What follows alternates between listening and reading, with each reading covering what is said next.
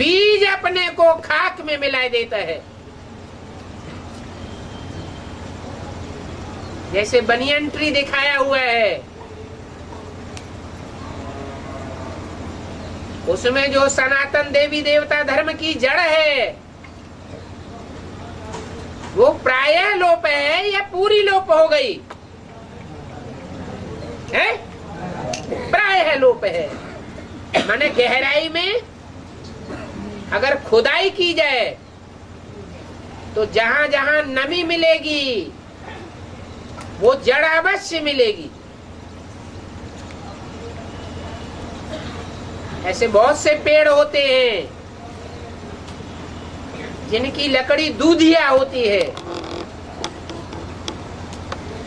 वो दूध वाली लकड़ी जब तक पानी में रहती है या जो हिस्सा पानी में रहता है वो कभी सड़ता नहीं है।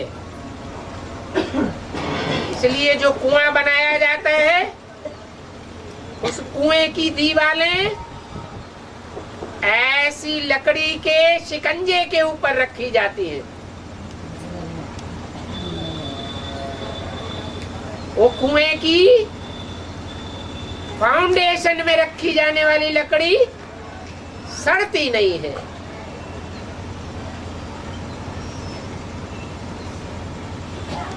तो मनुष्य सृष्टि रूपी झाड़ की भी एक जड़ है जो सड़ती नहीं है, परंतु प्रायः लोप है। उस जड़ का नाम क्या है?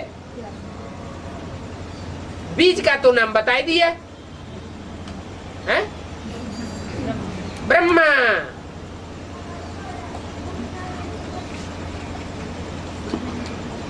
कुआं जो बनाया जाता है उस कुएं की सारी ईंटों सारे पत्थरों का वजन किसके ऊपर पड़ता है? वही लकड़ी का शिकंजा जो फाउंडेशन में होता है उसी के ऊपर सारा वजन पड़ता है।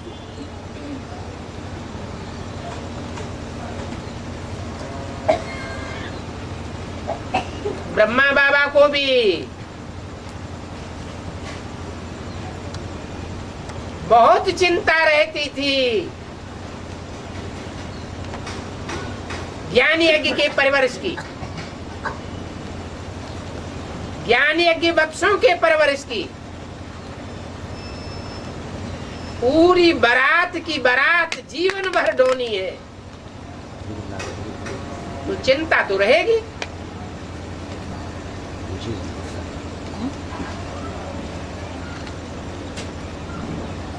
ज्ञान का हर पॉइंट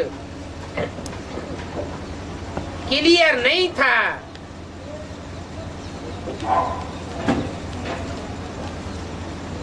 बुद्धिमानों को उनकी बुद्धि की खुराक नहीं मिलती थी।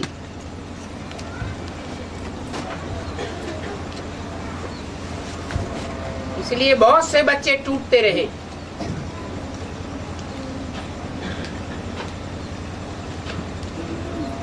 स्वयं प्रजापिता राम वाली सोल भी टूट पड़ी।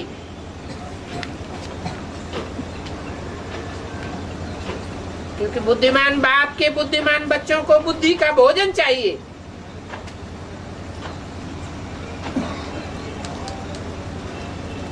तो इतने बड़े ब्राह्मण परिवार को ज्ञान की गहराइयों का अमृत कलश न मिलने पर भी उनकी लंबे समय तक पालना करना ये बड़ी जड़ का ही काम था।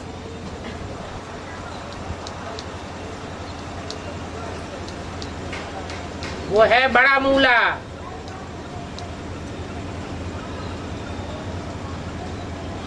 और जितने भी भूत प्रेत हैं, मुख्य मुख्य भूत प्रेतों का नाम क्या है? अरे जो मुख्य भूत प्रेत हैं उनका नाम मालूम है ना? अरे नहीं मालूम? काम, क्रोध, लोभ, मोह, अहंकार, इन भूतों का बाप कौन है? हैं?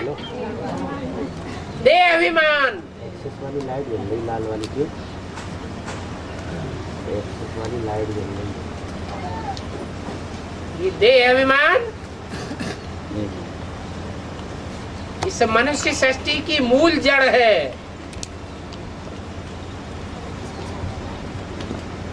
ये जड़ खलास हो जाती है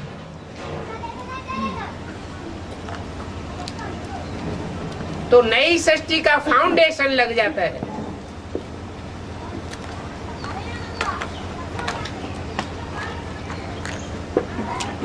अभी ये जड़ बकाया है या नहीं है? है? अभी भी बकाया है। स्थूल शरीर नहीं रहा। मैं गीता का भगवान साकार में, वो साकारी रूप नहीं रहा तो भी सूक्ष्म शरीर से अभी इस दुनिया में काम कर रहा है। वो बुद्ध रूपी धरणी से वो बात मिटती नहीं कि मैं ही गीता का भगवान नहीं हूं।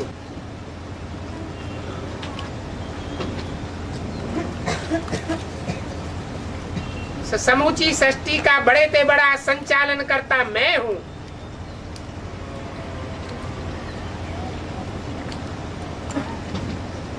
ये देह अभिमान जब तक पूरा खलास नहीं होगा तब तक देवताई सृष्टि का फाउंडेशन नहीं लगेगा।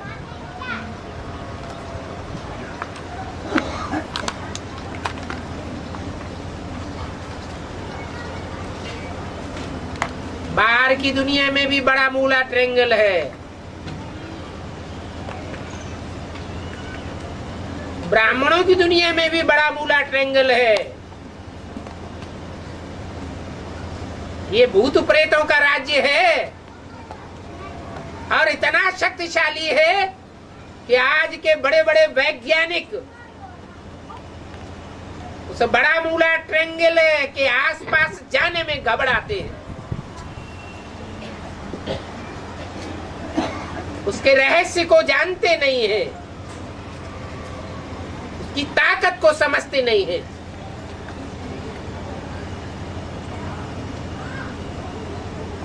ये देह अभिमान की कितनी ताकत है। 5 विकारों का बाप कौन है? देह अभिमान।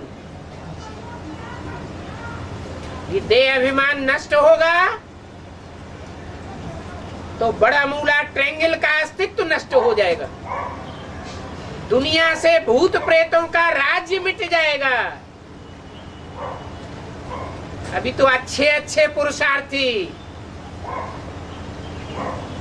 अच्छे से अच्छा पुरुषार्थ करने वाले उनको भी माया पकड़ लेती है। काम, क्रोध, लोभ, मोह, अहंकार के भूत प्रवेश कर जाते हैं। बुद्धि को पूरा ही पलटाए देते हैं।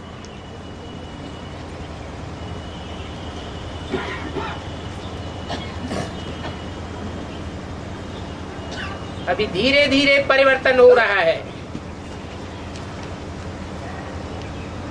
एक टाइम ऐसा भी आने वाला है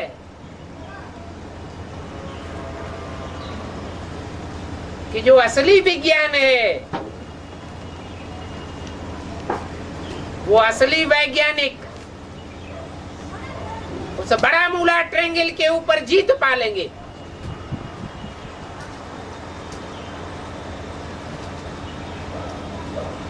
वहां जानवर बुद्धियों का राज्य है।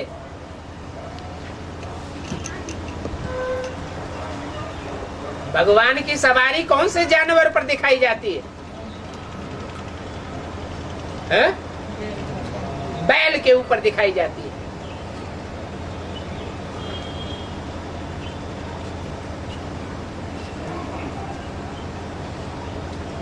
ये जानवरों का राज्य अब खलास होने वाला है। या तो बैल पूरे कंट्रोल में आने वाला है, अभी उल्टा है क्या?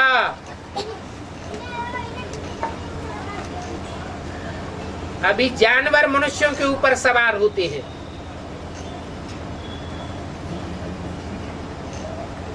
शंकर के ऊपर किसकी सवारी होती है? हैं? अधूरे चंद्रमा की।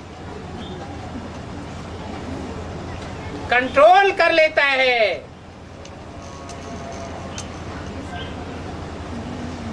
थू थू थैया होती रहती है।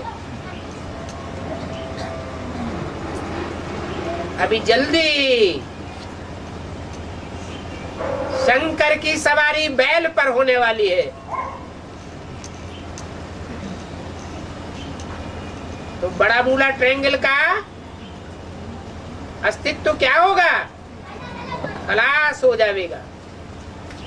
वो दुनियावी वैज्ञानिकों ने बड़ा मूला ट्रायंगल के ऊपर जीत नहीं पाई। ये ब्राह्मणों की दुनिया बड़ा मूला ट्रायंगल के ऊपर जीत पावेगी।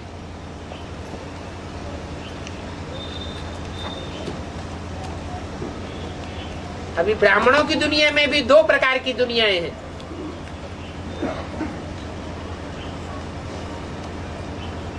एक भूत प्रेतों की दुनिया भी है जो बाहुबल का उपयोग करती रहती है।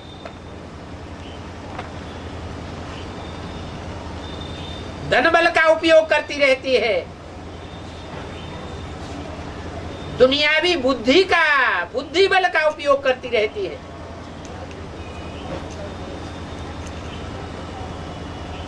अभी वो सब शांत होने वाले हैं। अभी बाप और बाप के बच्चे गुप्त पुरुषार्थ के रूप में गुप्त पुरुषार्थ कर रहे हैं। पुरुषार्थ अधूरा है, संपन्न स्टेज को पाया हुआ नहीं है।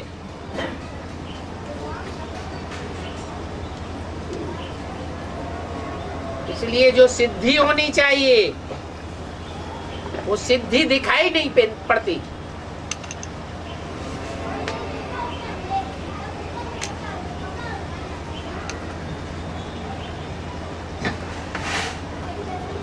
अभी बीज रूप आत्माएं बीज रूप स्टेज में टिकने का पूरा पुरुषार्थ नहीं करती है।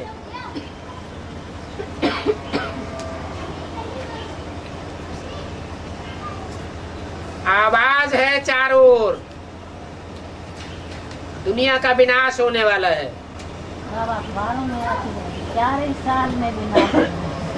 लेकिन अपने अपने सर के ऊपर डंडा नहीं पड़ रहा है। जब विनाश का डंडा अपने अपने सर के ऊपर पड़ने लगेगा तो सब पुरुषार्थ में चौकन्ने हो जाएंगे।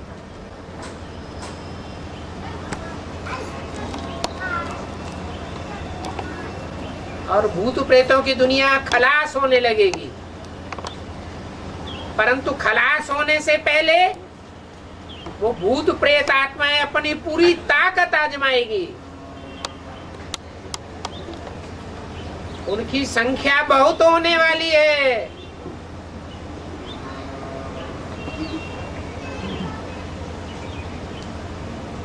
जितने ढेर के ढेर अकाले मौत में मरते हैं,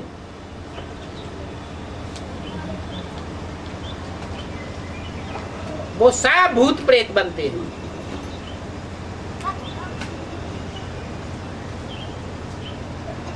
और भूकंप आवेंगे, बम फटेंगे, जगह जगह बम फटेंगे, जगह जगह भूकंप आते रहेंगे।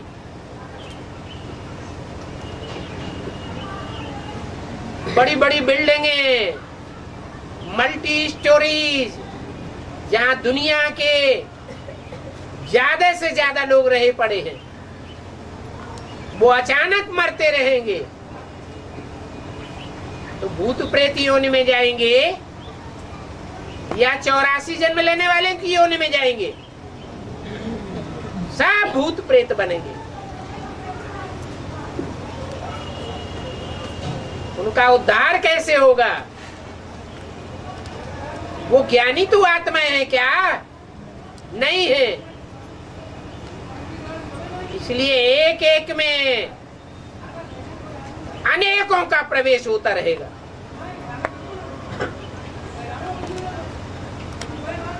कितना कितना बुद्धि में बवंडर पैदा होगा।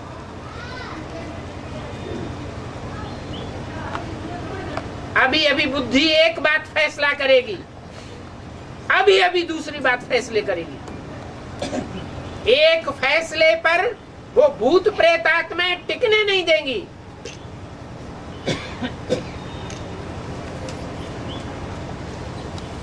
इसलिए बाप कहते हैं ये देह अभिमान की लाठी त्यागो।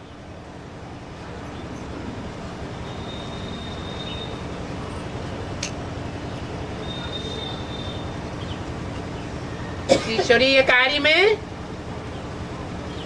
ये देह भी पूरा अर्पण करना पड़े। कितने निकलेंगे जो आत्मा बनेंगे? हैं? कितने? 8 तो वो बनेंगे जो पास विदानर होंगे, लेकिन आखिरी पूरे 84 जन्म लेने वाले पक्के पुरुषार्थी जो आत्मिक स्थिति में स्थित हो जाएंगे। 4.5 लाख में दूसरे धर्मों के बीज नहीं होंगे हैं? अरे और धर्मों के बीज होंगे या नहीं होंगे? वो भी तो होंगे, परंतु सूर्यवंश के पक्के कितने होंगे हैं? 50,000 तो वो होंगे और 50,000 वो चंद्रवंशी होंगे जो अपने को सूर्यवंशियों के सामने सरेंडर कर देंगे। कितने हो जाएंगे? 1 लाख। वो है ही प्रवृत्ति मार्ग।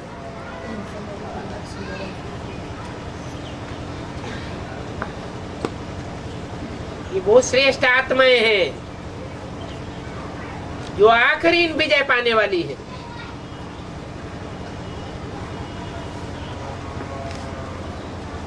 अभी प्रभावित हो रही है।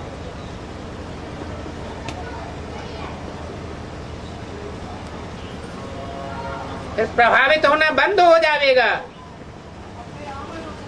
स्टेज ऐसी बन जाएगी, एक बाप दूसरा न कोई।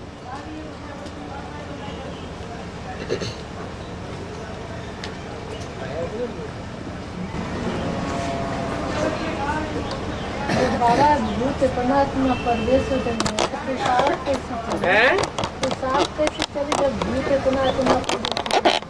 कितना प्रवेश होते हैं? जितना प्रवेश होंगे एक आत्मा में तो नहीं होगा। तब तो कहते हैं कि आत्मा बनो, आत्मिक स्थिति का पुरुषार्थ करो। सूक्ष्म शरीर वालों को प्रवेश करने का मौका ही नहीं मिलेगा अगर बिंदु बन के रहेंगे। अपन को आत्मा स्टार समझेंगे, घड़ी घड़ी देह वाहन की चक्करी में नहीं आवेंगे। अभी घड़ी घड़ी क्रोध आता है ना,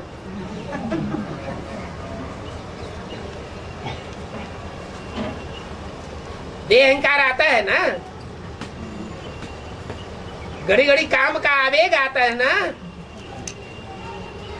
न बूढ़ों को छोड़ता है न नौजवानों को छोड़ता है।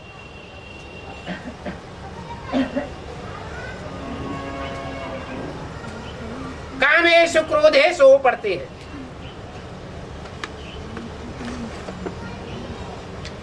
इसलिए बाप कहते हैं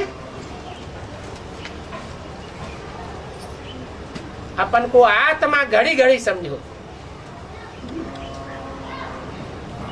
तो भूत प्रेतों की प्रवेशता से बचे रहेंगे।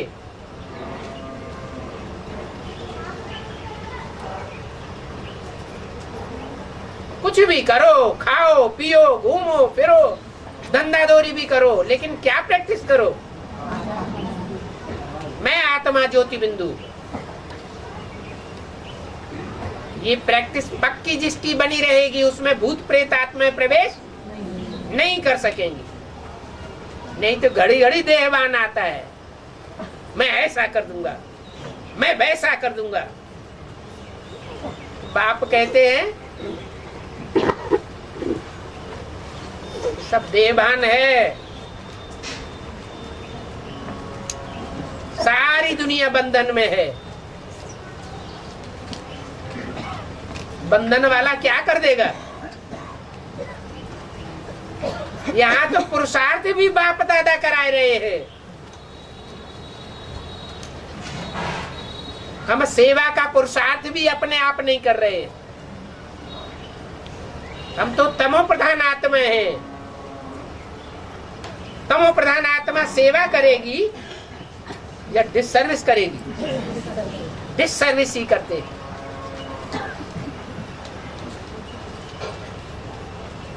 हमें अपना ही नो देहवान का होना लगा रहता है। हाँ, जो हिम्मत करते हैं सेवा करने की, तो बाप दादा प्रवेश करके मदद करते हैं,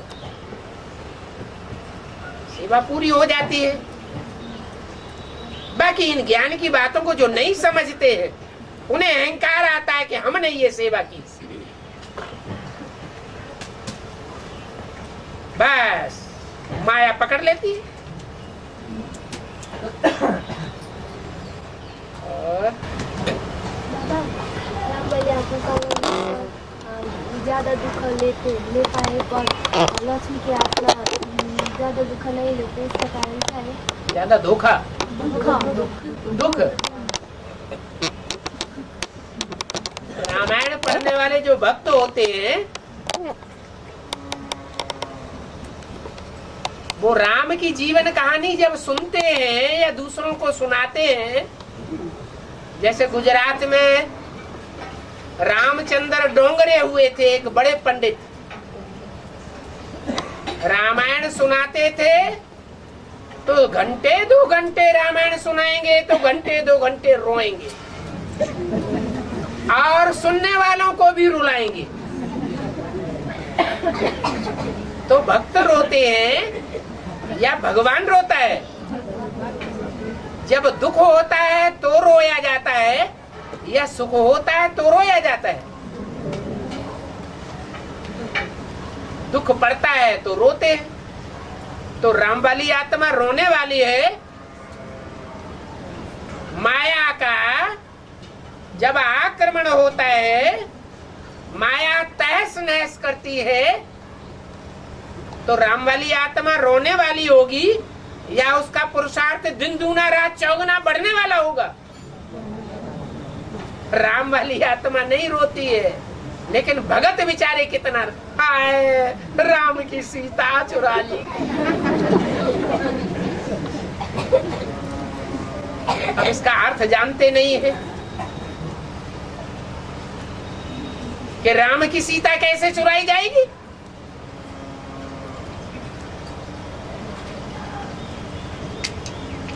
तो अज्ञानी दुखी होता है।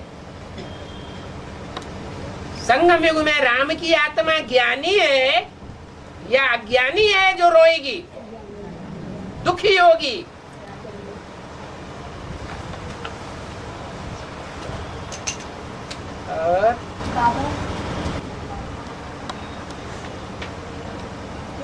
जोर से बोलो। जो खजुराहो है ना, जो खजुराहो, उसमें ना जो मूर्तियां बनी है जो देवी देवताओं की, तो उसकी शूटिंग कहाँ पर हुई है? संगम युग में। तो फिर उनकी पूजा क्यों नहीं होती? क्योंकि यहाँ संगम का जो भी है, क्योंकि हर काम का लक्ष्य देखा जाता है। भाव प्रधान विश्व रचि राखा। कोई काम किया जाता है तो उसमें भावना प्रधान होती है या कर्म प्रधान होता है? भावना प्रधान होती है। जो कर्म करने वाले हैं उनका लक्ष्य क्या है? गृहस्थियों की तरह साथ में रहते, विकारों के ऊपर जीत पाने का लक्ष्य है या सन्यासियों की तरह सफेद काले और पीले कपड़े पहन करके दूरबाज खुशबाज रहने का लक्ष्य है? क्या लक्ष्य होता है उनका? है? अरे उन खजुराहो की मूर्तियों का लक्ष्य क्या है? सूर्य मंदिर की मूर्तियों का लक्ष्य क्या है? जगन्नाथ की मंदिरों की मूर्तियों का लक्ष्य क्या है? श्रेष्ठ लक्ष्य है या भ्रष्ट लक्ष्य है? तो भावना ऊंची है, लक्ष्य ऊंचा है, तो लक्षण भी कैसे आएंगे? श्रेष्ठ लक्षण आएंगे। इसीलिए पूजा हुई कि उन्होंने पवित्रता के लिए लक्ष्य धारण किया कि हम साथ में रह करके पवित्र रह करके दिखाएंगे, कीचड़ में रहेंगे। जैसे शिव की इंद्रियां पूजी जाती है, कौन सी इंद्री पूजी जाती है? लिंग पूजा जाता है। क्यों पूजा जाता है? जलाधारी के साथ रहते हुए भी पवित्र रहा या पतित होता रहा, शक्ति क्षीण करता रहा? है? पवित्र रहा तो उसकी पूजा होती है। ऐसे तुम बच्चे भी हो, लाख शालिग्राम जो बनाते हैं वो शिव की पूजा के साथ उनकी भी पूजा होती है। उन्होंने भी ऐसी स्टेज बनाई है। इस रहस्य को ये साधु सन्यासी नहीं समझते जो सफेद लाल पीले कपड़े पहनने वाले हैं, दिखावा जास्ती करते हैं, ज्ञान की गहराइयों को नहीं पकड़ सकते।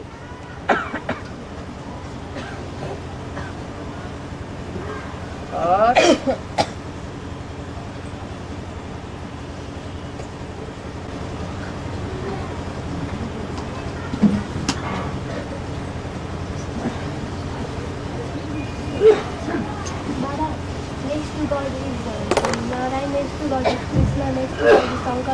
और नेक्स्ट गॉड इज प्रजापिता कहा जाता है, तो नेक्स्ट गॉड इज राम क्यों नहीं कहा? राम 14 कला संपूर्ण है या राम 16 कला संपूर्ण है? क्या है? 14 कला तो संपूर्ण गाया जाना चाहिए या अपूर्ण गाया जाना चाहिए? नेक्स्ट टू गॉड कौन गाया जाना चाहिए?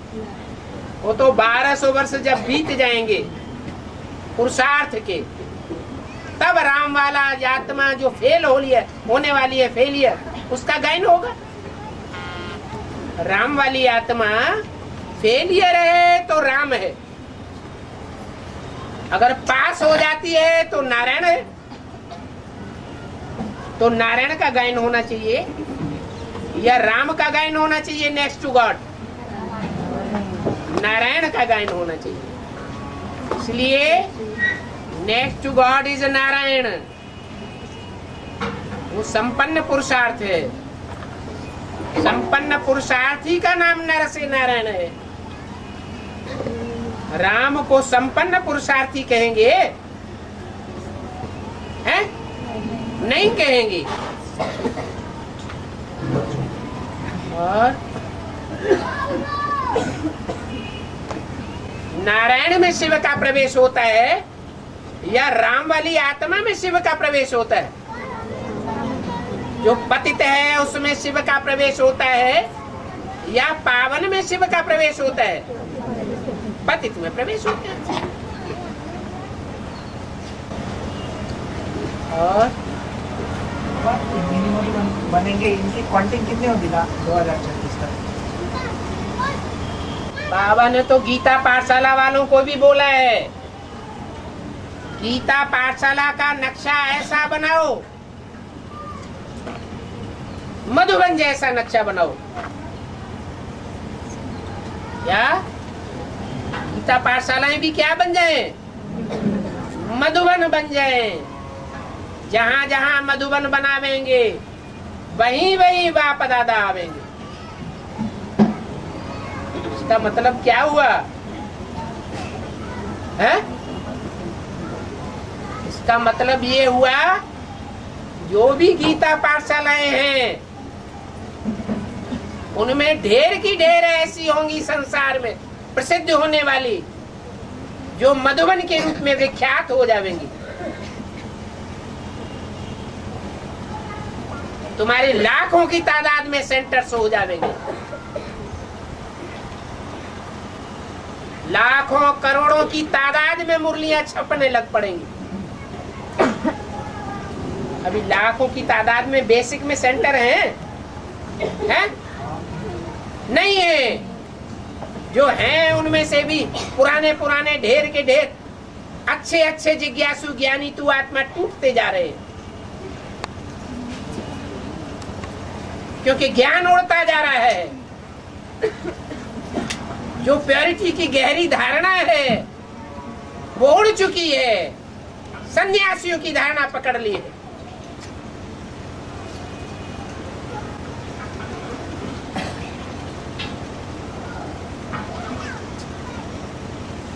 और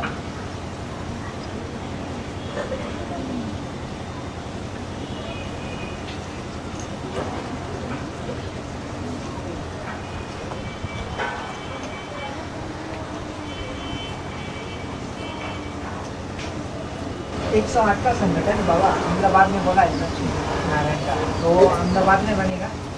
ऐसा तो नहीं कहा। ये 108 का संगठन अहमदाबाद में ही दिखाई देगा, माउंट आबू में नहीं दिखाई देगा।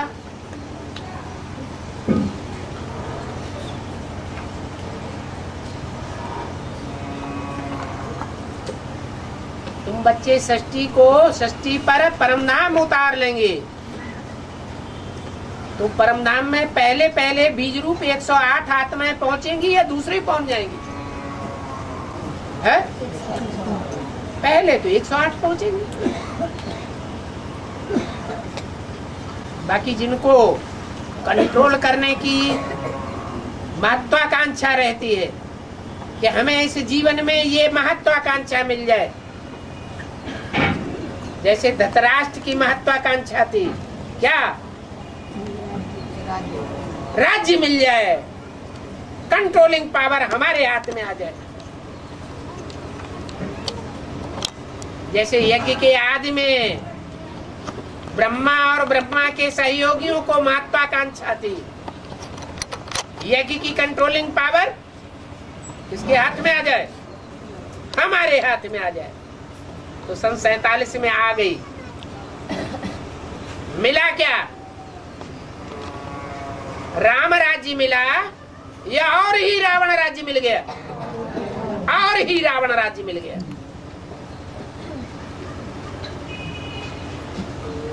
अभी बाप ने हमको क्या शिक्षा दी है? दूसरों के ऊपर राजाई करने की शिक्षा दी है या इच्छा मात्रम अविद्या बनने की शिक्षा दी है? इच्छा मात्रम अविद्या। ब्राह्मणों की राजाई होती है?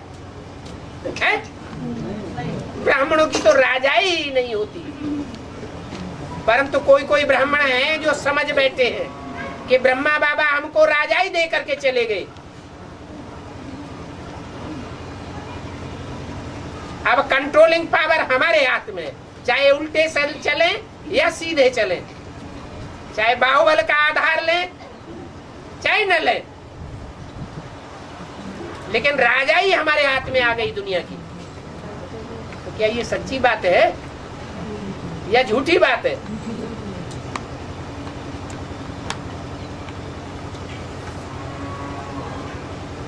और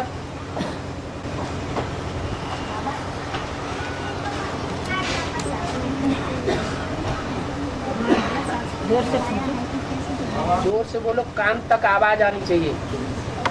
शास्त्रों में दिखाया गया है कि जैसे कि पैर में झपन तीर मारा तो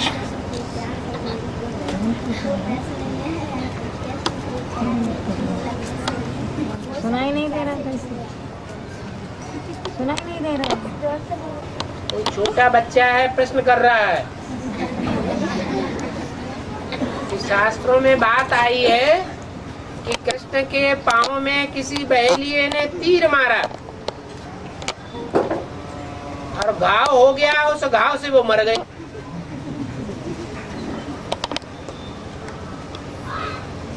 तो तीर स्थूल तीर था या कोई ज्ञान का बाण था? ज्ञान का बाण था। और पांव कोई स्थूल पांव था या बुद्धरूपी पांव में चोट लगी? और बहेलिया कोई दुनिया का जानवर मारने वाला बहेलिया था या ज्ञान में चलने वाला कोई ब्राह्मणों के बीच में बहेलिया था?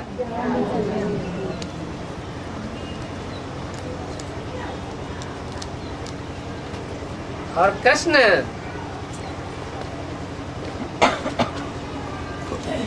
वो शास्त्रों में जिस कृष्ण की बात आई हुई है, जिसको गीता का भगवान बनाई दिया है, वो कृष्ण था या कोई आत्मिक रूप में पार्ट बजाने वाली आत्मा थी? है? कौन सी आत्मा थी? कोई आत्मा थी, वो आत्मा पुरुषार्थ करने वाली थी कि बुद्ध रूपी पांव में बहेलिये ने तीर मारा और प्राण पखेरु उड़ गए, जो बाबा मुरली में बोलते हैं। क्या क्या बोलते हैं? ठिक्कर में भगवान समझ लेते हैं। जैसे मिट्टी का ढेला होता है ना, उसमें एक ठोकर लगे पांव की तो बिखर जाता है। ऐसे ज्ञान में चलने वाले मिट्टी के ढेले बहुत हैं, जिनका अपना मनन चिंतन मंथन कुछ भी नहीं होता। इसलिए माया की एक ठोकर लगती है और बुद्धि बिखर जाती है। ऐसे ही बेसिक ब्राह्मणों की दुनिया में कृष्ण की आत्मा कौन थी?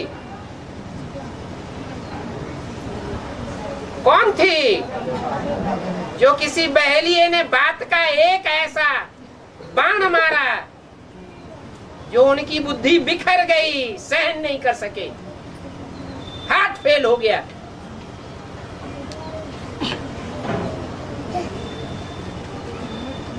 उनके शरीर छोड़ने के बाद जो पहली बुलेटिन निकली, उसमें ये बात क्लियर कर दी गई है कि ब्रह्मा बाबा के हार्ट में दर्द हुआ रात का क्लास करने के बाद, और जब तक डॉक्टर आया तब तक प्राण पखेरु उड़ गए। उससे 2 दिन पहले एक हादसा हुआ था। सारे ब्रह्मा कुमारी ईश्वरीय विश्वविद्यालय का रजिस्ट्रेशन बाबा की जानकारी के बगैर करा लिया गया।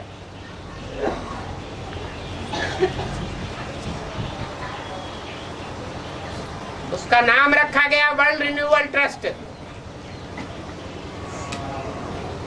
जो बाबा के अंतरंग सहयोगी थे, उनका नाम नहीं डाला गया उस संगठन में।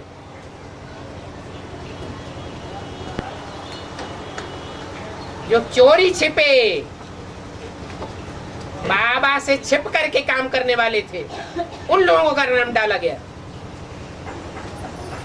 आज उसे वर्ल्ड रिन्यूअल ट्रस्ट के हाथ में उन बेसिक ब्राह्मणों की सारी बिल्डिंगें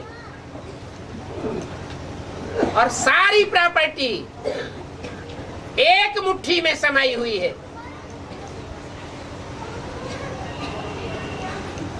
जैसे आज दुनिया का सारा आर्थिक ढांचा कौन से महादेश के हाथ में है? हैं? अमेरिका के हाथ में। वो अमेरिका दुनिया के हिसाब से बड़े बड़े धनाढ्यों की नगरी है। धनाढ्यों का देश है, यादवों का देश है। ऐसे ही दक्षिण भारत में, दक्षिण भारत की राजधानी बंबई तो माया की नगरी है। उस माया की नगरी में भी कोई ऐसे निकलते हैं जो ऐसी तीखी बातें कर देते हैं, तीखा तीखा काम कर देते हैं उल्टा पलटा, जो ब्रह्मा बाबा सहन नहीं कर सके।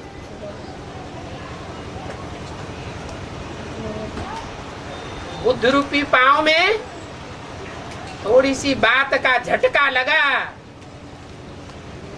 और प्राण पखेरु उड़ गए, हार्ट फेल हो गया।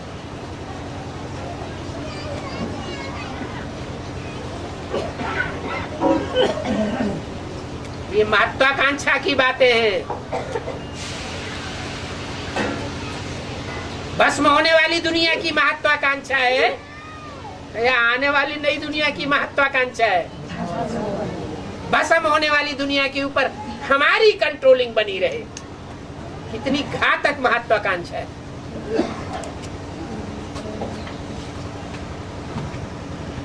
ये ब्राह्मणों का कर्म है या दुनियावी शूद्रों का कर्म है?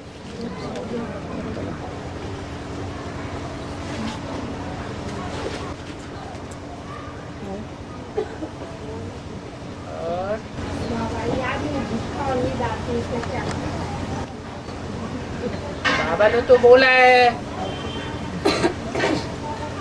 कि दुनिया में जो हम पाप कर्म करते रहे 63 जन्म, उन पाप कर्मों का 1 गुना बोझा चढ़ता रहा।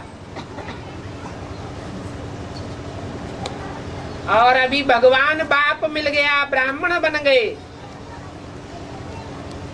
दुनिया को हम ये दिखाने लगे कि हमें भगवान बाप मिला है। और फिर अगर कोई गलतियां करते हैं श्रीमत के बरखिलाफ तो कितना गुना बोझा चढ़ता है? 100 गुना बोझा चढ़ जाता है। तो कहाँ 1 गुना बोझा?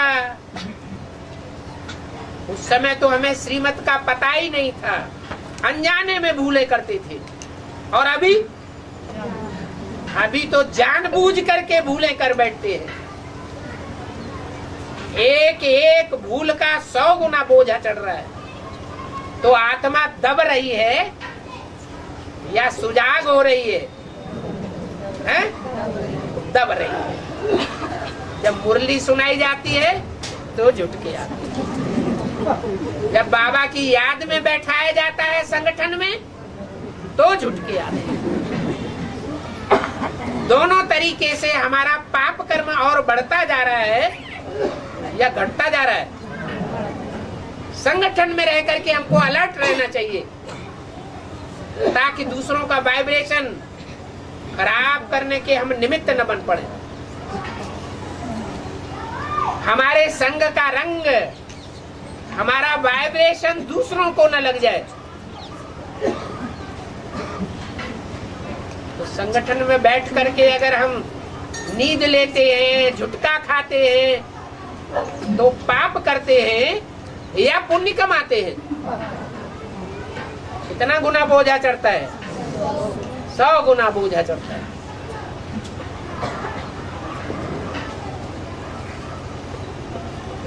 आप ही तरस परोई।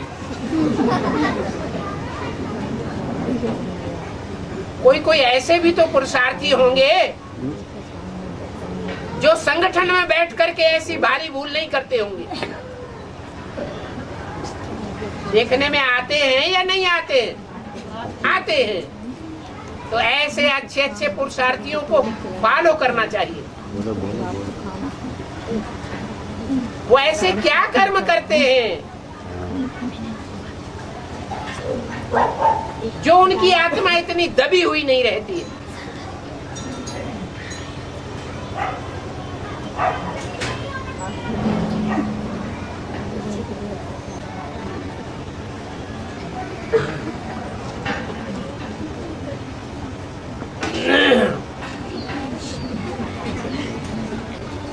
एक प्रश्न आया है, कामदेव कहा जाता है भक्ति मार्ग में, क्या है? देव। काम क्रोध लोभ मोह अहंकार ये देव हैं, ये राक्षस हैं, भूत प्रेत है? क्या है? भूत प्रेत हैं, राक्षस है। फिर इन्होंने ऐसा क्या काम किया कामदेव ने जो इनको देवता की लिस्ट में डाल दिया गया? कामदेव के रूप में इनका नाम बखान होता है, हैं? अच्छा, नहीं याद आ रहा है? हाँ, पांडवों के साथ कोई कामी कुत्ता भी गया था या नहीं गया था? है? गया था। उसने कुछ पुरुषार्थ किया होगा तब साथ गया था या ऐसे ही चला गया है? जरूर उसने कुछ काम पर जीत पाने का पुरुषार्थ किया है, इसलिए गया। तो शास्त्रों में बात आई है कि ऐसे नहीं है, काम अर्थात कामना। सतयुगी नई दुनिया में नहीं होगी, होगी लेकिन दैहिक रूप में दैहिक इंद्रियों का सुख भोगने की कामना नहीं होगी। इसलिए बोला कामदेव तो होगा लेकिन हुए है कामानंग, काम की मार काटने वाला वो अंग वहां नहीं होगा। इसलिए उसका नाम अनंग देव कहा जाता है तो वही आत्मा। और बाबा जब विनाश होगा तो सब आत्माएं परम धाम जाएंगे, लेकिन ये पशु पक्षी जीव जंतु इनकी आत्मा कहाँ जाएंगे? जो भी आत्माएं होती हैं उन आत्माओं की श्रेणियां होती हैं कि सब एक जैसी आत्माएं होती हैं। जो भी बीज होते हैं दुनिया में उन बीजों की अलग अलग जातियां होती हैं या एक ही तरह के बीज होते हैं? सबका बापू सबको ले जाऊंगा। जो बात बोली जा रही है उसका जवाब दो कि जो भी दुनिया में बीज होते हैं उनकी अलग अलग जातियां होती हैं या एक जैसे ही बीज होते हैं? ऐसे ही आत्माओं की भी अलग अलग जातियां हैं। मनुष्य जात ऐसा बीज है जो मनन चिंतन मंथन करने वाला है, मन का उपयोग करने वाला है, मननात् मनुष्य कहा जाता है। मनुष्य होकर अगर मन का उपयोग नहीं करता, मनन चिंतन मंथन नहीं करता, और वो भी भगवान के महावाक्यों का,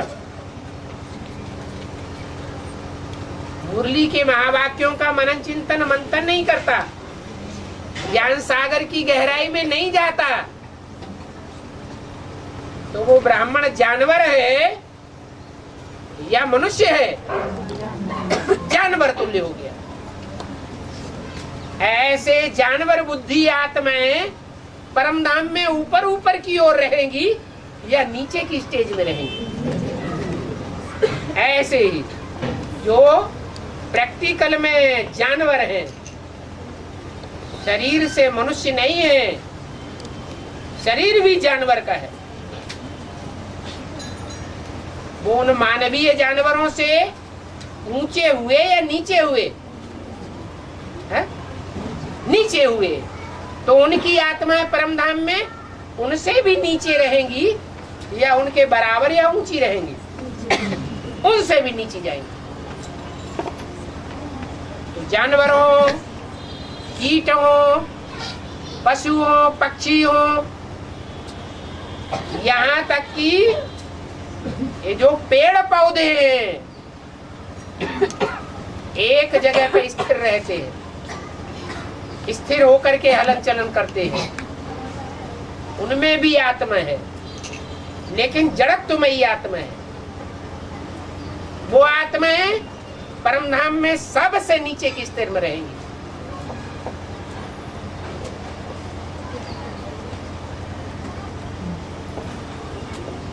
आत्मा हो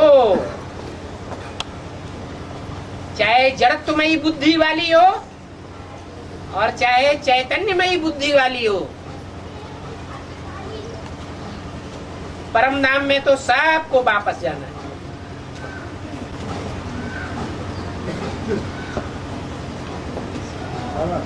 हाँ। साकार में निराकार को याद करते हैं ना हम, सक्रिय इसमें मंत्र बुद्धि जब सक्रिय होते हैं, जब मंत्र बुद्धि सक्रिय होते हैं ना बाबा, मंद बुद्धि क्षत्रिय, सक्रिय मंद बुद्धि सक्रिय हो जाती है। मंद बुद्धि सक्रिय होती नहीं, मन बुद्धि। हाँ, मंत्र बुद्धि दोनों सक्रिय होती है। जब आकार साकार निराकार जब हम मानते हैं ना, उसमें मंत्र बुद्धि सक्रिय होते हैं। जब मंत्र बुद्धि सक्रिय होते तो वो उसी अहंकार बढ़ जाता है बाबा। इसका समाधान कैसे हो जाता है? तो मंत्र बुद्धि सक्रिय होती है ना, मंद बुद्धि की मन बुद्धि, मन बुद्धि जब सक्रिय होती है अहंकार बढ़ जाता है। अहंकार बढ़ जाता है। क्यों? निराकार याद नहीं रहता होगा। जब निराकार याद नहीं रहेगा, सिर्फ साकार याद रहेगा, तो अहंकार बढ़ेगा या नहीं बढ़ेगा? बढ़ेगा। साकार और निराकार के मेल में से अगर शिव को निकाल दिया तो साकार क्या रह जाता है? शिव रह जाता है या शव? तो शव को याद करेंगे तो क्या होगा? चेक करो कि याद करते समय साकार में निराकार याद रहता है या भूल जाता है?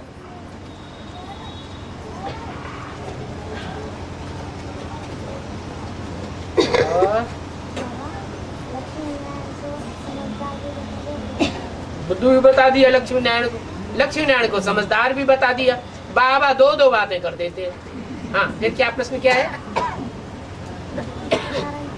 हैं? इसका कारण क्या है?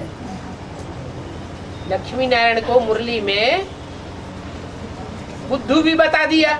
एक मुरली में बताया लक्ष्मी नारायण तो बुद्धू है, उनकी बुद्धि में ज्ञान होता ही नहीं। और एक मुरली में बताया लक्ष्मी नारायण समझदार हैं, तब तो विश्व के मालिक हैं। तो ये लक्ष्मी नारायण दो हैं, दो जोड़े अलग अलग हैं, ये एक ही जोड़े की बात है। दोनों जोड़े अलग अलग हैं।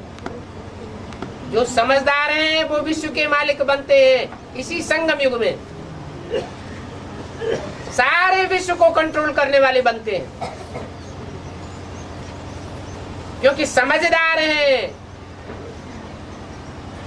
बाबा की वाणी को समझने की उनमें समझ है। और जो लक्ष्मी नारायण बुद्धू है वो कौन है? सतयुग के लक्ष्मी नारायण वो कौन सी आत्मा बनेगी? राधा कृष्ण बने क्या? दादा लेखराज ओम राधे मम्मा, जिन्होंने सिर्फ मुरली को कान से पहले सुना भी और दूसरों को सुनाया भी। सुनने सुनाने तक बुद्धि रही। जो मुरली में बात बोली गई उस मुरली की बात का मनन चिंतन मंथन नहीं किया। इसलिए मुरली में बाबा ने बोला भी है, इस समय गीता ज्ञानामृत नहीं कहेंगे। गीता ज्ञान तो है, मुरलियों को क्या कहेंगे? गीता ज्ञान है, लेकिन गीता ज्ञान का अमृत नहीं है। अमृत कैसे निकाला जाता है? सार मक्खन तब निकलता है जब उसको मंथन किया जाता है, विलोया जाता है। वो मनन चिंतन मंथन ब्रह्मा या ब्रह्मा के फॉलोअर्स ने नहीं किया, तब भी नहीं किया और आज भी नहीं करना चाहते। वो मुसलमान धर्म में कन्वर्ट होने वाले हैं सब, जो कान में उंगली दे लेते हैं, हम ज्ञान नहीं सुनेंगे। अल्लाह मियाँ को याद करो। मुसलमान क्या करते हैं भक्ति मार्ग में? मस्जिद में क्या करते हैं? कान में उंगली दे करके अल्लाहू अकबर।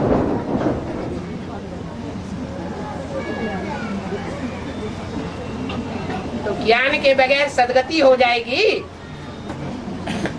शास्त्रों में भी लिखा हुआ है ऋते ज्ञानान्न मुक्ति।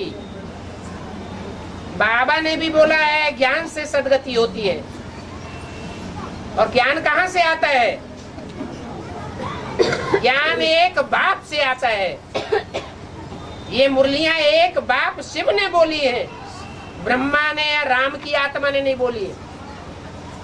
एक आत्मा से ही ज्ञान आता है। बाकी राम कृष्ण से लेकर A to Z 63 जन्मों में सारी आत्माएं ज्ञान सुनाने वाली है।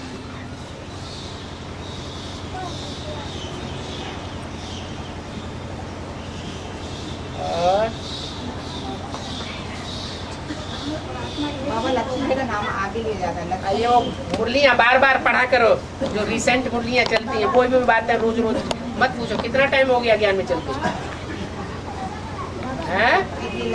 अरे ज्ञान में चलते कितना टाइम हो गया? एडवांस में 9 साल हो गए। और 9 साल 2 साल में तुमने अभी ये मुरली में नहीं देखा, VCD में देखा ही नहीं इस प्रश्न का जवाब क्या है और कितनी बार दिया गया है। इसका जवाब VCD में कई बार दे दिया। कोई भी बात है आगे बैठ करके पहले मत पूछो। अच्छा, टाइम वेस्ट होता है। हैं? किसने? भीम तो ताकतवर था, उसमें देह का बल ज्यादा था या बुद्धि का बल ज्यादा था? तो देहवानी क्या करेगा? देहवानी अपने संगी साथी को टटोलेगा या नहीं टटोलेगा? देहवानी को देहवानी टकराएगा और आत्माभिमानी को आत्माभिमानी टकराएगा। चलो।